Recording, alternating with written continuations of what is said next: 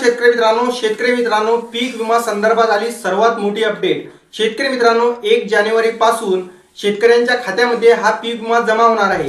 कोणत्या 27 जिल्ह्यातील शेतकऱ्यांना हा पीक विमा मिळणार आणि हेक्टरी त्याची रक्कम काय असणार हे सविस्तर माहिती बघायची असेल तर व्हिडिओला लाईक आणि चॅनलला सबस्क्राइब अवश्य करा। तर चला वळूया व्हिडिओकडे। नमस्कार शेतकरी मित्रांनो, खरीप 2025 मधील अतिवृष्टीमुळे नुकसान झालेल्या शेतकऱ्यांसाठी पीक विमा अंतर्गत भरपाई प्रक्रिया सुरू झाली आहे। मात्र महसूल मंडळातील शेतकऱ्यांच्या खात्यात प्रति हेक्टरी सुमारे 17,500 पर्यंत रक्कम जमा होण्याची शक्यता असून पात्रतेची यादी तयार करण्यात आलेली आहे। शेतकरी मित्रांनो, महाराष्ट्रातील शेतकरी वर्गासाठी खरीप 2025 हा हंगाम अत्यंत अडचणीचा ठरला आहे। राज्यातील अनेक जिल्ह्यांमध्ये झालेल्या अतिवृष्टीमुळे उभ्या पिकांचे मोठे प्रमाणात नुकसान झालेले आहे। शेतकरी मित्रांनो, त्या नुकसानी भरपाईसाठी राज्य सरकारने आणि केंद्र सरकारने हेक्टरी शेतकऱ्यांना 17,500 रुपये देण्याचे ठरवलेले आहे। आता शेतकरी मित्रांनो, काही भागात पीक पूर्णपणे वाया गेले तर काही ठिकाणी उत्पादन मोठे घट नोंदवण्यात आली। या पार्श्वभूमीवर राज्य शासनाने शेतकऱ्यांना दिलासा देण्यासाठी 31,628 कोटी रुपयांचे विशेष आर्थिक पॅकेज जाहीर केलेले आहे। म्हणजे शेतकरी मित्रांनो, ज्या शेतकऱ्यांना काही जिल्ह्यातील, आता पुढे आपण ते जिल्हे सुद्धा बघणार आहोत, त्या जिल्ह्यातील शेतकऱ्यांना 31,628 कोटी रुपयांचे पॅकेज हे जाहीर करण्यात आलेले आहे। शेतकरी मित्रांनो, आणि या पॅकेजनुसार शेतकऱ्यांना सरसकट 17,500 पर्यंत हेक्टरी मदत सुद्धा मिळणार आहे। आणि शेतकरी मित्रांनो, व्हिडिओमध्ये आपण कोणत्या तारखेला हा पीक विमा शेतकऱ्यांच्या खात्यावरती येणार आणि जिल्ह्यांची यादी सुद्धा आपण या व्हिडिओमध्ये सांगितलेली आहे। तर शेतकरी मित्रांनो, डिसेंबर 2025 अखेरपर्यंत राज्यातील सुमारे 82% महसूल मंडळांचे पीक कापणी प्रयोग पूर्ण झाले आहे। या प्रयोगामधून मिळालेल्या आकडेवारीच्या आधारे विमा कंपन्यांकडून भरपाईची गणना सुरू आहे।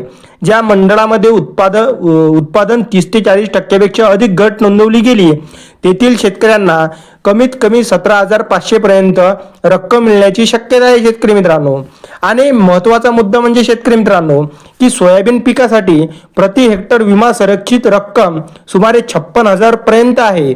म्हणजे शेतकरी मित्रांनो, ज्या शेतकऱ्यांचे खरोखर 100% नुकसान झालेले आहे त्या शेतकऱ्यांना 56,000 पर्यंत हेक्टरी त्यांच्या खात्यावरती जमा होण्याचे चान्सेस आहे। जर एखाद्या मंडळात उत्पादन 30% घट झाली असेल तर शेतकऱ्याला सुमारे 16,800 ते 17,500 इतकी भरपाई मिळू शकते। कमी नुकसान असल्यास भरपाईची रक्कम सुद्धा कमीच असणार। म्हणजे शेतकरी मित्रांनो, ज्या शेतकऱ्याचे खरोखर नुकसान झाले त्यांना हेक्टरी 56,000 पर्यंत मिळणार आणि ज्या शेतकऱ्यांचे कमी प्रमाणात नुकसान झाले त्यांना 16,800 ते 17,500 पर्यंत त्यांच्या खात्यात पैसे जमा होणार। आता शेतकरी मित्रांनो, महत्त्वाचा मुद्दा आहे की शेतकऱ्यांच्या खात्यात हे विम्याचे पैसे कधी जमा होणार। आता शेतकरी मित्रांनो, शेतकऱ्यांच्या मनात सध्या सर्वात मोठा प्रश्न हा आहे की पीक विम्याची रक्कम त्यांच्या बँक खात्यात प्रत्यक्ष कधी जमा होईल।